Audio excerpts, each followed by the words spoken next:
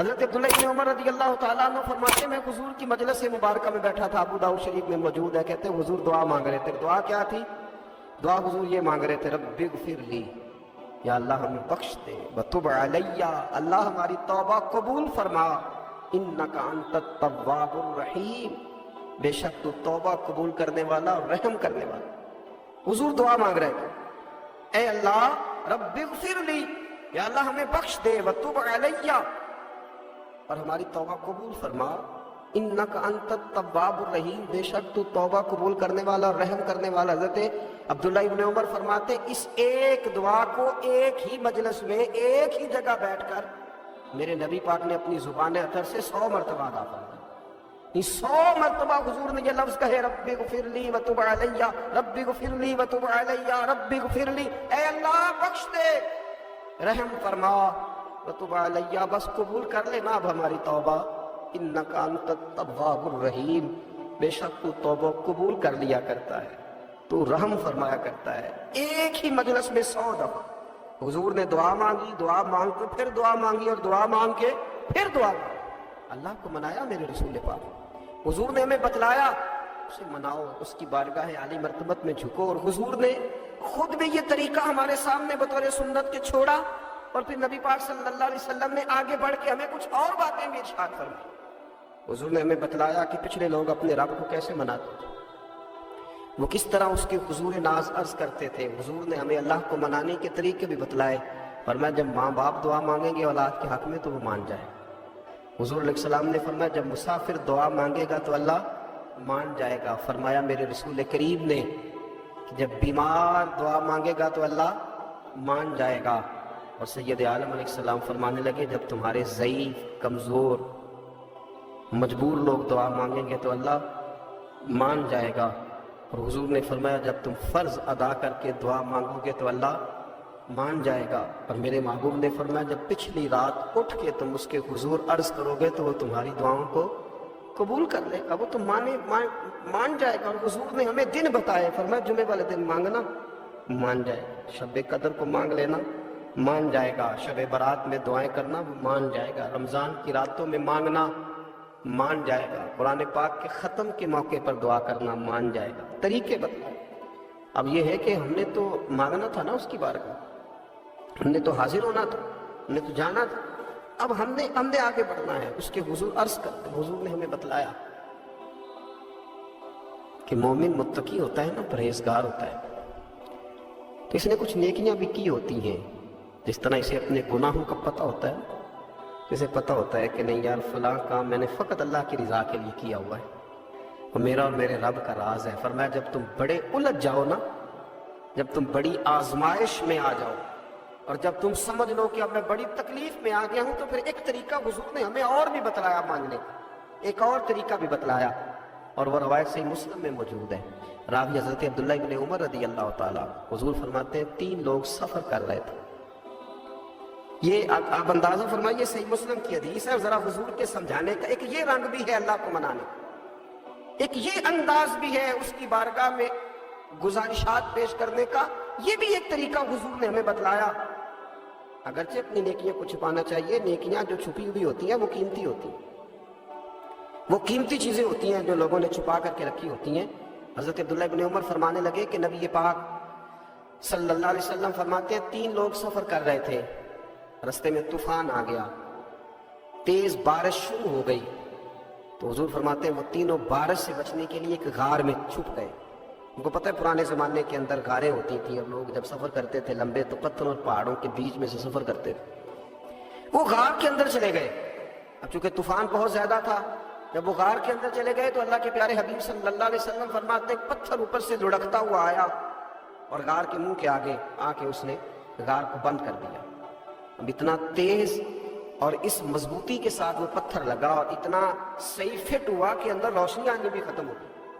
اب 3 لوگ ہیں، تھوڑی دیر تو وہ پریشان رہے کہ شاید اب کبھی بچ نہیں سکیں گے، شاید چاروں جانب اندھیرا ہی ہے اور اندھیرا ہی رہے گا، شاید یہاں سے نکلنے کے لیے اب ہمیں کوئی رستہ میسر نہیں آئے گا۔ وہ پہلے تو پریشان ہوئے، پھر کہنے لگے یار اس طرح کرو، ذرا غور کیجئے گا میری بات پہ۔ فرمایا اس طرح کرو، اگر کوئی زندگی میں نیکی کی ہے نا तो ज़रा उस नेकी को याद तो करो, और याद करके उस मालिक के हुजूर अर्ज तो करो, वो करीम है, कोई आखो शायद मन जाए ते गल कम ततड़ी दा बन जावे, अर्ज तो करो। तो उनमें से ये आप अंदाजा फरमाइए, ये बात बयान कौन कर रहा है? ये मदीने वाले रसूल बयान कर रहे हैं, ये नबी पाक अलैहिस्सलाम ने बयान फरमाया। ये वो कहानी है जो हमें हमारे नबी पाक ने सुनाई, रसूल करीम अलैहिस्सलाम ने हमें बतलाई, ये दास्तान मोहब्बत। हुजूर फरमाने लगे, एक ने उनमें से हाथ उठाए और उसने अंदाज क्या छेड़ा, अर्ज करने लगा, अल्लाह तो जानता है ना मैंने बकरियां रखी हैं, मैं गरीब हूँ, मजदूर हूँ, और मालिक तुझे भी जानता है कि मेरे बच्चे भी हैं, बीवी भी है, पर मैं जब भी घर लौटा हूं तो दूध मैंने बच्चों और बीवी को पहले नहीं दिया, बूढ़े माँ बाप को पहले दिया। अल्लाह मैंने उनके साथ हमेशा करम के बाजू खोल कर मामला किया। वो गार में तन्हा बैठे हैं और अपने मालिक को मना रहे हैं। अर्ज करते हैं, अल्लाह तुझे याद है ना एक रात जब मैं बड़ी देर से लौटा था, लकड़ियां काटते, दरख्त तलाश करते, मुझे देर हो गई, मैं देर से लौटा था, नीयत ये कर रखी थी कि दूध सबसे पहले माँ बाप को पिलाऊंगा। मालिक जब मैं लौटा तो वो बूढ़े थक हार के सो गए थे। मेरी बीवी ने मुझे कहा कि बच्चों को पिला दो, वो सो गए। तो मैंने कहा नहीं, मेरे जिम्मे है उन बूढ़ों के दिल को ठंडा करना, उनसे प्यार करना। अल्लाह बीवी मांगती रही, बच्चे तलब करते रहे, मेरी टांगों में घूमते रहे, बार बार आते रहे, पर मैंने दूध नहीं पिलाया। ऐ मालिक फजर हो गई, आफताब तुलू होने का वक्त आ गया, पर मैंने माँ बाप के बेदार होने का इंतजार किया। ऐ अल्लाह, वो जब उठे तो उनकी आंखों में जो मेरे लिए दुआ थी और उनके सीनों में जो मेरे लिए करम था, अगर तेरी बारगाह में वो नेकी कबूल है तो मालिक ने रहम फरमा, ना इस मुश्किल से आसानी अता फरमा।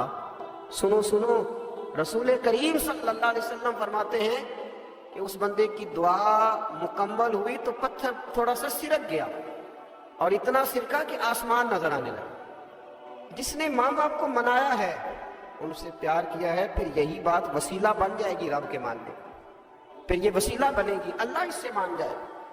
फिर रसूल करीम सल्लल्लाहु अलैहि वसल्लम फरमाने लगे, दूसरा बोला और अर्ज करने लगा कि ऐ अल्लाह, तू जानता है मुझे अपने चचा की बेटी भाने लगी थी, मैं उसकी तरफ रगबत करने लगा था, और मैंने जब उससे जाके इरादा किया कि मैं तेरा तालिब हूं, तो उसने मुझे कहा कि पहले 100 दिनार लाओ बाना। तो अल्लाह मैंने मुशक्कत करके 100 दिनार जमा किए, और जब मैं पूरी तरह उस पर हावी हो गया, वो मेरे कब्जे में आ गई और गुनाह का मैंने इरादा कर लिया, तो उस औरत के मुंह से एक जुमला निकला कि अल्लाह से डर।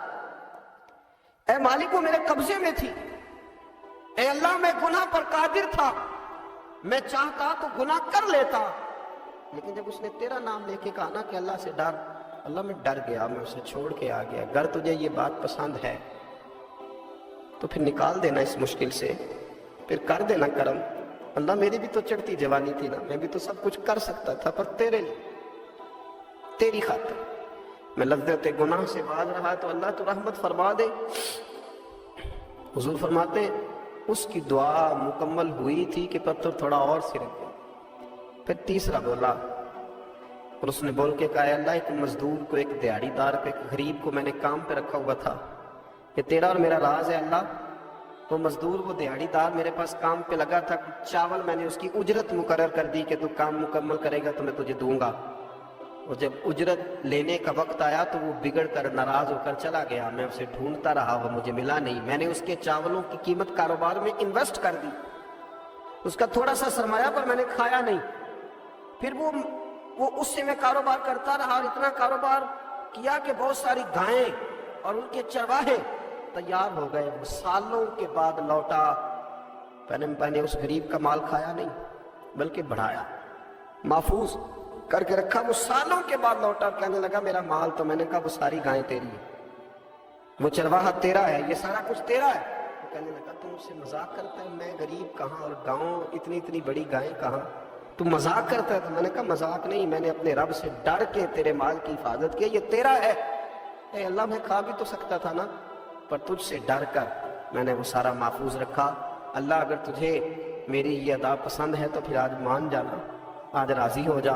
अल्लाह के रसूल फरमाते हैं उसकी दुआ मुकम्मल हुई थी कि पत्थर लुढ़का और उनके लिए रास्ता बन गया। وہ باہر آ گئے تو حضور نے ہمیں بتلایا کہ وہ تمہاری نیکیاں جو چھپی ہوئی ہیں، وہ تمہاری نیکیاں جو تم نے خالص اللہ کی رضا کے لیے کی ہیں، ان نیکیوں، ان اعمال کا وسیلہ بھی تمہارے رب کے ماننے کا ذریعہ بن جائے گا۔ اس کو منایا جائے، اس کے حضور حاضری دی جائے، اس سے بخشش کا سوال کیا جائے، اس کی بارگاہ میں یہ گزارش کی جائے کہ اللہ غریبوں، مجبوروں، کمزوروں اور ان لوگوں کے صدقے جو اللہ رستہ دیکھ رہے ہیں کہ رستہ کب کھلے گا، جو تیری بارگاہ کرم کے سوالی ہیں، ان کے صدقے تو رحم فرما، تو کرم فرما۔ تو میرے عزیز، ایک اور بات جو اللہ کو منانے کے لیے ہمیں ہمارے پیارے رسول صلی اللہ تعالیٰ علیہ وسلم نے بتلائی کہ جب انسان بہت زیادہ عاجزی کرتا ہے نا، بہت زیادہ عاجزی، تو پھر بھی اللہ مان جاتا ہے۔ ایک موٹا سا مقصد قرآن پاک نے دیا ہے۔ مقصد یہ بیان فرمایا ہے کہ تم بہترین امت ہو، اخرجت للناس، تمہیں لوگوں کے بھلے کے لیے پیدا کیا گیا ہے۔ وہ بھلا تم نے یہ کرنا ہے کہ تأمرون بالمعروف، تم نے لوگوں کو بھلائی کا حکم کرنا ہے، وتنہون عن المنکر، اور لوگوں کو منکرات سے، بری باتوں سے منع کرنا ہے۔ اللہ تبارک و تعالیٰ نے 1,24,000 کم و بیش انبیاء بھیجے، تو انبیاء تبلیغ کرنے آئے تھے۔ مقصود تبلیغ ہے، مقصود دعوت دینا ہے، مقصود پیغام دینا ہے۔ کھول کے انہوں نے پیغام دیا، بلکہ سورہ یاسین میں انبیاء کرام علیہ السلام کا وہ قول موجود ہے کہ جب وہ کہتے تھے کہ وما علینا الا البلاغ المبین، کہ بھی ہمارے ذمے تو کھول کر بیان کرنا ہے۔ وہ دعوت دیتے رہے۔ نبی کریم سید عالم صلی اللہ علیہ وسلم پر اللہ کریم نے سلسلہ نبوت کو بند فرمایا۔ اب یہ ذمہ لگ گیا امت کے علماء نے، اولیاء نے، صوفیاء نے ہر زمانے میں دعوت دین دی۔ ایک ہی مقصد ہے، صرف دعوت دین دینا، فقط ایک مقصد، اس کے علاوہ کوئی دوسرا نہ مقصود ہے نہ اس کی کوئی ضرورت ہے۔ دعوت دین صوفی اپنی تکمیل کرتا ہے، اللہ سیکھتا ہے، وہ مختلف طریقے ہیں، نقشبندیہ ہے، چشتیہ ہے، سہروردیہ ہے، نوشائیہ ہے، قادریہ ہے، اپنے اپنے طریقوں کے مطابق صوفیاء ان کی تکمیل کرتے ہیں۔ پھر جب وہ مکمل ہو جاتا ہے، مکمل ہونے سے مراد یہ کہ اس کے جو رذائل ہوتے ہیں وہ دور ہو جاتے ہیں، فضائل شروع ہو جاتے ہیں، جھوٹ نکل جاتا ہے، بدی نکل جاتی ہے، بدنگاہی نکل جاتی ہے، حرام کھانا اسے تکلیف دیتا ہے، وہ نبی کریم علیہ الصلوۃ والسلام کے طریقہ مبارکہ کو پسند کرنے لگتا ہے۔ اب اس کے ذمہ لگا دیا جاتا ہے، جس کا نام خلافت بھی ہے، دعوت و ارشاد بھی ہے۔ اب وہ آگے نکلتا ہے، دین کا پیغام دیتا ہے۔ باقی پھر آپ کو پتہ ہے کہ رش جب میلہ بہت بڑا ہو جائے تو اس میں کون کون کہاں سے آ کے کس کس روپ میں شامل ہو گیا پتہ کوئی نہیں چلتا۔ اب مسلمان ہے 1.25 ارب کے قریب، تو کسی طرح کوئی جہالت کرنے لگ گیا، کوئی نئی رسم لے آیا، کوئی غلط طریقہ اختیار کر گیا، تو راشی بہت زیادہ ہے تو کیا پتہ چلے گا کہ کسی نے کیا بنا لیا۔ باقی تصوف کا، طریقت کا، معرفت کا ایک ہی طریقہ تھا کہ لوگ گمراہ ہوتے تھے۔ اور حضور غوث پاک رضی اللہ تعالیٰ عنہ کی آپ کتابیں پڑھیں نا، تو آپ نے رافضیوں کے خلاف بھی لکھا ہے۔ اب تو کچھ بیچارے ایسے بھی صوفی ہیں نا جو کہتے ہیں کسی کو برا نہیں کہنا چاہیے، بلکہ ایک صوفی صاحب سے میری ملاقات ہوگی تو کہنے لگے کافر کو بھی کافر نہیں کہنا چاہیے۔ تو میں کہوں مسلمان کہہ لیے، پھر کافر کو کیا کہنا ہے؟ جی کافر کو بھی ان کی آکھیے، پھر آپ بتا دیں قل یا ایھا الکافرون۔ اللہ فرماتے ہیں کہ محبوب آپ کہہ دیں او کافر ہو، تو جو قرآن کہتا ہے کہ کافر کو کافر کہو تو کافر کو کافر ہی کہنا ہے، اسے مومن تو کہا نہیں جا سکتا، نہ وہ مومن ہے۔ میری بات کی سمجھ آ رہی ہے آپ حضرات؟ تو حضرت غوث پاک رضی اللہ تعالیٰ عنہ کی آپ کتابیں دیکھیں تو آپ نے باقاعدہ جو لوگ صحابہ کی بے ادبی کرتے تھے نا ان کے خلاف لکھا ہے۔ اس زمانے میں ایک فرقہ تھا جبریہ اور قدریہ، وہ تقدیر کو نہیں مانتے تھے، صرف تقدیر کے منکر تھے، باقی نماز بھی پڑھتے تھے، روزہ بھی رکھتے تھے، زکوٰۃ بھی دیتے تھے، حج بھی کرتے تھے۔ کس کو نہیں مانتے تھے؟ وہ جو تقدیر ہے نا کہ اللہ نے لکھ دیا ہے، رزق بھی نصیب بھی، اس کے منکر تھے۔ تو حضور غوث پاک نے باقاعدہ ان کے خلاف تحریریں لکھی، تقریریں فرمائیں۔ حضرت عبداللہ بن عمر رضی اللہ تعالیٰ عنہ سے کسی نے کہا کہ حضرت صاحب وہ فلانا بندہ ہے، ساری دین کی باتیں مانتا ہے، صرف تقدیر کو نہیں مانتا۔ تو آپ فرمانے لگے اگر بیمار ہو گیا تو پتہ لینے نہیں جاؤں گا، مر گیا تو جنازہ پڑھنے نہیں جاؤں گا، اس لیے کہ دین کے ہر جز پر ایمان لانا دین ہے، کسی ایک کا بھی انکار ممکن ہے۔ تو یہ ہے کہ ہمارے بزرگان دین میں نا فتنے روز پیدا ہوتے تھے، انہوں نے اس کے خلاف جہاد کیا، کوشش کری، محنت کی۔ اعلیٰ حضرت بریلوی رحمۃ اللہ علیہ کے زمانے میں لوگ پیدا ہو گئے، انہوں نے بڑی بڑی عجیب باتیں سرکار کی ذات کے بارے میں کرنی شروع کر دی۔ اگر اسی طرح کے صوفی ہوتے جس طرح کے صوفی پائے جاتے ہیں، کسی کو کچھ بھی نہیں کہنا، تو ٹھیک ہے، جو مولوی اپنی کتاب میں لکھ رہا تھا کہ نبی پاک کا علم جانوروں پاگلوں کی طرح، اس کو لکھنے دیتے، کسی کو کچھ کہنا تو ہے ہی نہیں، لکھنے دیتے، وہ بالکل چھٹی تھی۔ تو اعلیٰ حضرت نے جہاد کیا، ان کے خلاف لکھا۔ جب کسی نے کہا کہ حضور کے بعد بھی نبی آئے تو فرق نہیں پڑتا، تو اعلیٰ حضرت فرمانے لگے آئے کیوں، ہمیں ضرورت کیا ہے، یہ لفظ آپ نے کیسا بولا، کیسے آئے؟ ہمارے بزرگوں نے اس دور کے تقاضوں کے مطابق جہاد کیا۔ ایک سنگی مجھے ایک دن پوچھنے لگے، پیار سے لوگ کئی سوال پوچھتے ہیں، سارے بندے تنقید کے طور پہ نہیں پوچھتے۔ انہوں نے کہا جی یہ صوفی کا کیا کام ہے کہ فوٹو کھچائے، صوفی کا کیا کام ہے اس کی ویڈیو بنے، وہ تو طریقت تصوف والا آدمی ہے۔ تو میں نے کہا میرے بھائی آپ بات کو سمجھیں، صحابہ کرام نے کوئی کتاب نہیں لکھی تھی، اس لیے کہ قرآن کافی تھا اور حدیث کیونکہ ان کے زمانے میں نہ جبری آئے، نہ قدری آئے، نہ رافضی آئے، نہ ناسبی آئے، نہ خارجی آئے. آپ کو پتہ ہے حضرت علی کے زمانے میں ایک گروپ اٹھا تھا، پورا گروہ مولا علی کے زمانے میں خارجیوں کا. بہترین کلمہ پڑھتے تھے، تگڑی نمازیں پڑھتے تھے، پر ہزاروں بندے حضرت علی نے قتل کروائے تھے. رش زیادہ ہوتا ہے تو غلط لوگ بھی شامل ہو جاتے ہیں. مجھے بتائیں کہ آپ بیج نہیں ڈالتے تو پھر بھی فصل کے ساتھ جڑی بوٹی اگاتی ہے کہ نہیں؟ تو مول کرنے کے اس کو بھی آ گئی ہے تو کاٹتے کیوں؟ وہ اس لیے کاٹی جاتی ہے کہ اصل فصل کا وہ پھر نقصان کرتی ہے. تو حضرت علی نے وہ قتل کرائے، لوگ وہ کرانے پڑے، ورنہ وہ خرابی کر رہے تھے. اب صحابہ نے کوئی کتاب نہیں لکھی، لیکن بعد میں جب حالات خراب ہوئے، جبری آئے، قدری آئے، ناسبی آئے، خارجی آئے، تو غوث پاک نے بھی کتابیں لکھی، محدث ابن الجوزی نے بھی کتابیں لکھی، شیخ شہاب الدین سہروردی کے معارف المعارف آپ دیکھیں، تصوف والوں نے، طریقت والوں نے کتابیں لکھی، ان لوگوں کا رد لکھا. آج ہمارا زمانہ جب آیا ہے نا، تو اس زمانے کے اندر لبرل لوگ بیٹھ گئے ہیں ٹی وی پہ. لبرلزم کا دور ہے یہ، دور اصل میں لبرلزم کا دور ہے. اس میں یہ جو آپ کو تھوڑا بہت محسوس ہوتا ہے نا کہ بعض جگہ علماء کے آپس میں اختلافات ہو رہے ہیں، تو یہ ویسے سب کے ہی ہوتے ہیں، دکانداروں کے بھی ہوتے ہیں، دنیا داروں کے بھی. ان جیوے کہ اپنی گل کوئی نہیں کرتا جی، اپنی گل کوئی بندہ اپنی بات نہیں کرتا، کیونکہ اپنی طرف اس کی نظر نہیں نہ ہوتی، نظر سامنے ہوتی ہے، تو سامنے والے کی بات کرنا ویسے بھی ایزی ہوتا ہے. تو اسی طرح مولوی بھی، میں بھی کہتا ہوں کہ سیاستدانوں نے بیڑا گرک کر دیا، کیونکہ میری بھی نظر سامنے ہے، اپنے اوپر تو ہے ہی نہیں. تو میرے بھائی، ہمارا جو دور ہے نا، اس دور کے اندر لوگوں نے ٹی وی پہ بیٹھ کے، میڈیا پہ آ کے کہنا شروع کر دیا کہ اسلام تو کوئی سختی نہیں کرتا، عورتیں بلا حجاب بھاگیں، گلیوں میں آئیں، جو مرضی کریں. نے کہنا شروع کر دیا کہ اسلام جو ہے وہ کوئی معاذ اللہ تعالیٰ کسی کو پابند نہیں کرتا، وہ جو مرضی کرے. لوگ دین کا نام لے کے دین کا حلیہ بگاڑنے لگے. پینٹ شرٹ والے مولوی آ گئے مارکیٹ میں، پینٹ شرٹ والے، بڑا حالات خراب ہونے لگے. تو اب مجبوری ہے کہ جس طرح کا دور ہوگا، جہاد بھی اسی طرح کا ہوگا. سرکار نے تلوار سے جہاد کیا ہے، توپ کوئی نہیں چلائی. اب آپ کہیں جی آپ توپ کیوں، آپ بندوق کیوں چلا رہے ہیں، حضور کی سنت کے مطابق چلیں. تو میرے بھائی، تب تلوار سے لڑائی ہوتی تھی، اب توپ سے ہوتی. اب دور ہے میڈیا کا، اور میڈیا پہ اعتراض کرے گا تو اسے جواب بھی میڈیا دے گا، اس کے مطابق آپ چلیں گے. تو صوفیاء کو بھی یہ استعمال کرنا پڑا. تو یہ باتیں آپ سمجھیں، صوفیاء کا ایک ہی مقصد ہے. ہمارے زمانے میں نا جو کام نہیں نہ ہو رہا وہ دین کی دعوت ہے. کیوں بلا؟ اس لیے کہ لوگ تنقید کرتے ہیں، ہر بندے پہ ہی کرتے ہیں. وہ الگ بات ہے کہ میں محسوس زیادہ کر لوں گا، محسوس زیادہ کر لے، ورنہ ہر بندہ ہی تنقید کی زد میں، ہر بندہ وہ جس شعبے سے بھی تعلق رکھتا ہے. میرے بھائی، ایک ہی مقصد ہے ساری طریقت کا، وہ ہے دعوت دین. دعوت بے نمازی کو نماز کی دعوت، شریعت کے باغی کو شریعت کی دعوت. کبھی آپ نے یہ نہیں سنا ہوگا کہ مولوی ہڑتال پہ ہیں تو مسجدوں میں جمعہ نہیں ہوگا. آج کبھی سنا ہے؟ ڈاکٹر ہڑتال پہ جاتے ہیں کہ نہیں؟ وکیل، ٹرینوں والے، مولوی صاحب کبھی گئے ہوں کہ آج مولویوں کی ہڑتال ہے؟ اللہ کے فضل سے کبھی آپ نے نہیں سنا ہوگا، کبھی ایسا نہیں ہوا. اور میں آپ کو بتاتا ہوں، میرا مسجد سے تعلق ہے، اتنی پریشانی کسی بندے کو نہیں ہوتی جتنی مسجد کے امام کو ہوتی ہے کہ یار میں جا رہا ہوں، جماعت کون کرائے گا. یقین کریں، وہ بندہ ڈھونڈتا ہے، محنت کرتا ہے، تلاش کرتا ہے، کسی کے ذمہ لگاتا ہے، چابیاں دیتا ہے. مجھے پتہ نا جی، اور یہ دلچسپی ہے، یہ شوق ہے، یہ ذوق ہے، اس کو آپ سمجھیں. دعوت دین علماء دے رہے ہیں، صوفیاء دے رہے ہیں. کسی بھی بندے کو آپ ٹٹول کے دیکھ لیں، یار ماشاءاللہ داڑھی سی رکھ لی ہے، تو کہے گا یار میں لاہور گیا تھا، ایک علامہ صاحب کی بات سنی، بس میرے دل پہ لگ گئی. ہو سکتا ہے اسے نام بھی نہ یاد ہو. تو یہ دعوت دین ہو رہی ہے تو بات آگے بڑھ رہی ہے نا.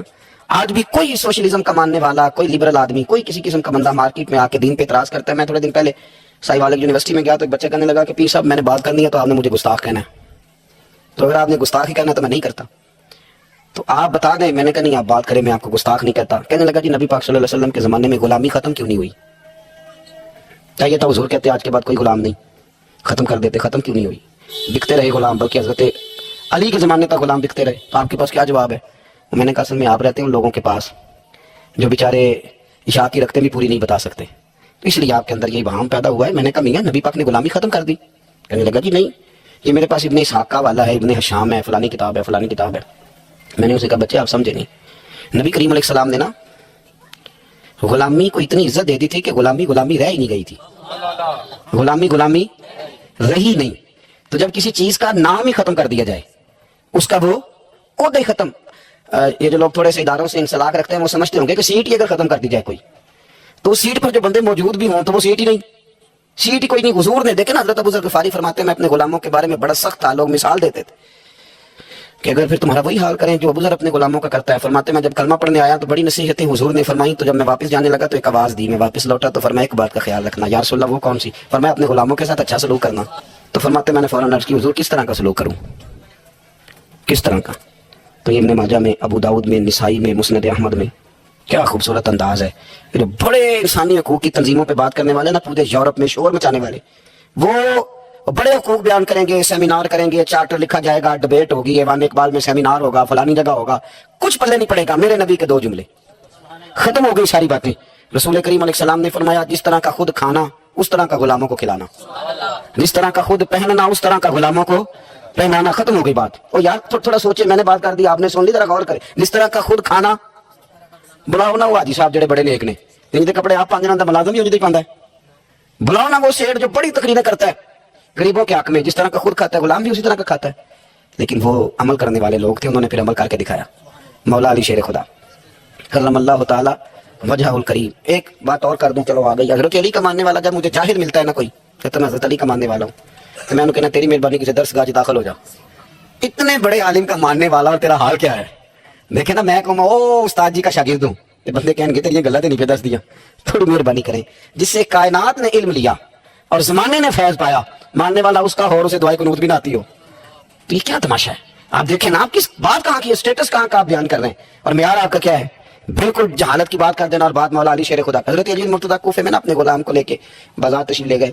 कहने लगे यार मौसम आ गया है, मेरा दिल है कि कपड़े ना खरीद लें खदर के। उसने कहा हुजूर चलें, तो गुलाम कहता दो जोड़े हजरत अली के खरीदे, एक महंगा एक सस्ता। तो मोटी बात है, जो महंगा है वो आका पहनेगा और सस्ता ऐसे ही होता है ना जी। चलो और गल करनी है शादी, जल्दी समझ आ जाएगी।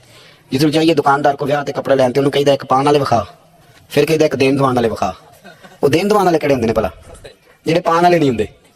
देन दवान वाले किहड़े हुंदे ने, एक वो दे ਜਿਹੜੇ पाने वाले ने, एक वो दे ਜਿਹੜੇ देने वाले ने। ये देने वाले हुंदे ने ਜਿਹੜੇ पान वाले, हाँ जी वो वाले दिखा।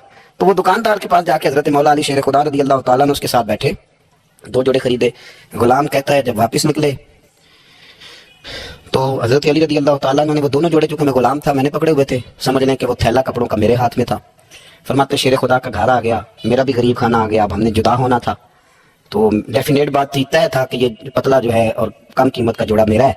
तो कहते हैं हजरत अली शेर खुदा रज़ी अल्लाह तआला अन्हु ने मुझे कहा कि मेरा जोड़ा दे दो। तो मैंने वो कपड़ा जो महंगा था वो उनकी तरफ बढ़ाया, तो उन्होंने सस्ते कपड़े पे हाथ डाला। फरमाने लगे ये तेरा है। और वो पीर साहब भी ऐसे कर सकते हैं वैसे कभी कभी, हाँ उनके लिए भी जायज़ है, कोई मना, उनके लिए भी मना। हाँ जी, नजराना लेना भी सुन्नत है और कभी कभी गरीब मुरीद को देना भी सुन्नत है। ये भी सरकार के दीन में बात मौजूद है। बल्कि हजरत शेख शहाबुद्दीन सोहरवर्दी से किसी ने कहा नजराना किसको कहते हैं, फरमाया अमीर से ले लेना और गरीब को दे देना, किसी का नाम नजराना है। हजरत मौला अली शेर खुदा के उस गुलाम ने जब महंगा जोड़ा अपने पास देखा और सस्ता हजरत अली की तरफ देखा, तो उसने एक जुमला कहा। फिर हजरत अली ने जवाब दिया, ये है शेर खुदा की तावील। हम ना जब बच्चों को सबक पढ़ाते हैं ना मदारस में, तो पहले इतराज कायम करते हैं, फिर खुद उसका जवाब देते हैं। तो दो किस्म का जवाब होता है, एक इल्जामी होता है, एक तहकीकी होता है। कई दफ़ा हमारे बच्चे मुतमिन नहीं होते, वो कहते हैं जी मैं नहीं मुतमिन हुआ, जवाब दोबारा दें। लेकिन हजरत अली थे ना, गुलाम ने इतराज कायम किया, उसने एक जुमला कहा, कहने लगा हुजूर ये सस्ता जोड़ा मुझे दे, महंगा आपने। फिर मैं क्यों? कहने लगा इसलिए कि आप आका हैं और मैं गुलाम हूं। अब शेर खुदा का जवाब सुने शेरों वाला। फरमाने लगे नहीं मियाँ, महंगा तू पहन और सस्ता मैं पहन। कहने लगा क्यों? फरमाने लगे इसलिए कि मैं बूढ़ा हूं तू जवान है, मैं बूढ़ा हूं तो जवान जो होते हैं वो पहने कपड़े अच्छे अच्छे महंगे, मेरा तो बुढ़ापा है। वो शख्स कहता है कि मेरे पास इस बात का जवाब ही कोई नहीं था, कोई जवाब। इतनी बड़ी बात कर दी। फरमाने लगे ये महंगा है, ये जवान कोई आदमी पहने, मैं बूढ़ा हूं मैं। तो दावत दीन फकत मकसद सूफिया का। आज भी दीन के हवाले से जो तशरीहात, आज ना लोग दीन के खिलाफ नहीं बोलते, कोई बंदा आपको ऐसा नहीं मिलेगा, कोई भी। आज के दौर में जो फितना है वो है दीन की गलत तशरीह का फितना, गलत तशरीह। टीवियों पे लोग बैठ गए, वो तशरीहात गलत कर रहे हैं। हर बंदा कहेगा नबी पाक ने अपने जी दुश्मनों को माफ किया, आप कहते हैं गुस्ताख को फांसी देनी। हर बंदा ये, और आयतें पढ़ पढ़ के सुनाएंगे, वमा अरसलनाका इल्ला रहमतल लिल आलमीन। हालांकि उन्हें ये नहीं पता कि रहमतल लिल आलमीन नबी ने फरमाया है कि अगर कोई शराब पिएगा तो हम उसे कोड़े मारेंगे, और हुजूर ने कोड़े मरवाए हैं, अपनी आंखों के सामने सरकार ने कोड़े मरवाए हैं। रहमतल लिल आलमीन नबी ने, जिहाद की बात आई है तो फरमाया अब किताल होगा, अब काफिरों की गर्दनें काटी जाएंगी। हर चीज का एक वक्त होता है। गलत तशरीहात, जो हुजूर ने अपने बेअदब को माफ किया, तो मैंने कहा नबी पाक ने बेअदब को माफ किया, किसी सहाबी ने हुजूर के बेअदब को माफ नहीं किया। आप दीन की तशरीह को समझे। इसी तरह का मामला और बहुत सारी चीजों के साथ है। वो कहते हैं वजाहत के साथ फलानी शय का जिक्र नहीं आया लिहाजा हम करेंगे। पर्दे के साथ बड़ी बुरी हालत कर दी गई है, औरतों का पर्दा बिल्कुल लोगों ने, और यहाँ तक लोग कहते हैं कि जी चेहरे का पर्दा ही नहीं, दीन में तो आंखें नीची करने का हुक्म है। तो मैंने कहा ठीक है आप आंखें नीची कर लें, कुछ करें तो सही ना। और मुख्तलिफ किस्म की गलत तशरीहात हैं, तौज़ीहात हैं। कहते हैं जी पीर साहब से पर्दे की कोई जरूरत नहीं, इसलिए कि पीर बाप की जगह पे होता है। बाप तो नहीं ना होता, जगह पे होता है ना। मोमिनों की माएँ, कुरान कहता है कि ये मोमिनों की माएँ हैं, लेकिन मोमिनों की माँ के पास जब उनका बेटा हजरत अब्दुल्ला इब्ने मखतूम नाबीना आए थे तो हुजूर ने फरमाया था आयशा पर्दा करो। हज़रत की हुजूर वो तो नाबीना, ये रिश्ता कुरान ने बयान किया, ये तो नाबीना है। तो फरमाया तुम्हें तो नजर आ रहा है। तो इस दौर के अंदर जो लोग दीन पे लेबल लगा के ना, एक दीन पे लेबल लगा के कि नहीं इधर भी गुंजाइश है, یہاں بھی مسئلہ ہے. یہ اب اس دور کا فتنہ ہے. جدت کے ساتھ بڑے بڑے ایسے اسکالر باقاعدہ ٹی وی پہ بٹھائے گئے کہ جنہوں نے کہا کوئی ضرورت نہیں. آپ یہاں تک میں سنتا ہوں کہ ایک نہ تو گزارا ہو جائے گا. یہاں تک بھی میں سنتا ہوں کہ یہ آپ غلط تشریحات کر رہے ہیں. اور میں کیسے اسکالر کو بھی جانتا ہوں جو کہتا ہے کہ بس ٹھیک ہے, نکاح جب کسی شخص نے کسی کو قبول کر لیا تو نکاح ہی نکاح ہے, حجاب و قبول کا نام نکاح ہے. تو بڑے بڑے فتنے, بڑی بڑی آزمائشیں, اور وہ طبقات جو حاوی ہیں, جو پاورفل ہیں, جو مالدار ہیں, جن کا تسلط ہے, وہ دین کو غلط انداز میں پیش کرتے ہیں, آزاد رہنا چاہتے ہیں. میں بڑی دیر پہلے کا کہہ رہا ہوں, پھر کہتا ہوں, میرے ملک سے لے کر پورے عرب تک, اب تو سعودی عرب کے اندر بھی عورتوں کو بڑی چھٹیاں مل گئی ہیں. وہ کہتے ہیں کہ ایک ہی بات ہے, ہمیں کوئی اعتراض نہیں, جس نے نماز پڑھنی ہے وہ نماز پڑھے, اس نے شراب کھانے جانا ہے وہ شراب کھانے جائے. یہاں تک کہ جب عورتیں نکلی تھیں ہم ملک میں ریس لگانے کے لیے سائیکلوں پہ, تو اس وقت کے لبرل آدمی نے کہا تھا مولوی نہ دے کے آنکھیں بند کر لیں. تو یہ فتنہ ہے اس دور کا, یہ اس دور کا مین مسئلہ ہے. لوگ آزاد ہونا چاہتے ہیں. آپ یقین کریں, ابھی لمبا نہیں وقت گزرا, یہ آپ جو سفید داڑھی والے بزرگ یہاں بیٹھے ہیں ان سے آپ پوچھ لیں کہ بہت شرم کی بات تھی کہ لڑکا یہ کہہ دیتا کہ شادی سے پہلے میں نے بیوی کو دیکھنا ہے. یہ خاصا حالانکہ جائز ہے, ایک نظر دیکھنا جائز ہے. اس پر بھی علماء نے قیود لکھی ہیں کہ دیکھے گا تو کیسے دیکھے گا, اس تشریح میں نہیں جاتا. لیکن اب وہی سارے لوگ, چار پیسے ان کے پاس آئے ہیں تو لڑکا لڑکی اکٹھے بیٹھ کے منگنی ہوتی ہے ان کی میرج ہال میں, سارا کچھ ہوتا ہے. ہندوؤں کے طریقوں کے مطابق انگوٹھیاں پہنائی جاتی ہیں, مہندیاں ہوتی ہیں, تماشے لگتے ہیں. یہ فتنہ ہے اس دور کا. تو اس دور کے صوفیاء اس فتنے کے خلاف اٹھیں گے, وہ جہاد کریں گے, وہ دین کا جو اصل چہرہ ہے وہ لوگوں کے سامنے پیش کریں گے. اسی کا نام تصوف ہے, اسی کا نام طریقت ہے, اسی کا نام پیری مریدی ہے, اسی کا نام اصلیت ہے کہ آپ دین پر کسی کو عمل کرائیں. اگر آپ دین پہ عمل نہیں کرا سکتے تو ٹھیک ہے, پھر جب میں نے یہ نعرہ لگایا کہ میں دیندار ہوں, تو ہو سکتا ہے میری میٹھی باتوں سے وقتی طور پر کچھ لوگ میرے جھانسے میں آ جائے, ہاتھ باندھ کے میرے پیچھے بھی چلنے لگیں, لیکن او پہ دس دیاں قبراں, 4 منٹ 4 دنوں کی بات ہے, پھر رب کریم پوچھ لے گا. پھر حساب بڑا لمبا ہے. تو اس لیے کوشش فرمائیں صوفیاء کے پیغام کو سمجھیں, دعوت دین دیں. جو آپ کا کلاس فیل ہے اس کو بھی دین کا پیغام دیں, جو ڈیوٹی آپ کے ساتھ کرتا ہے اسے بھی نماز کا درس دیں. ایک دوسرے کا بازو تھامیں. اور میں آپ کو بڑی ذمہ داری سے کہتا ہوں کہ کہنے سے بات بن جاتی ہے. آپ انشاءاللہ کسی کو کہیں گے نا مسجد چل, تو وہ چلے گا اللہ کے فضل. اس کی وجہ یہ نہیں کہ بات میں اثر ہوتا ہے, دین میں ویسے ہی بڑا اثر ہے. آپ دین کی بات کر دیں, اللہ تاثیر پیدا کر دیا کرتا ہے. آپ کہہ دیں تو انشاءاللہ ہو جاتا ہے. اللہ کے حضور یہ دعا ہے, اللہ کریم ہمیں اپنے بزرگان دین کے, صحابہ کبار کے, اہل بیت اطہار کے طریقوں کا مسافر بنائے. اللہ کریم ہماری حاضریوں کو قبولیت کا شرف اور درجہ نصیب فرمائے. آخر دعوانا الحمدللہ رب العالمین.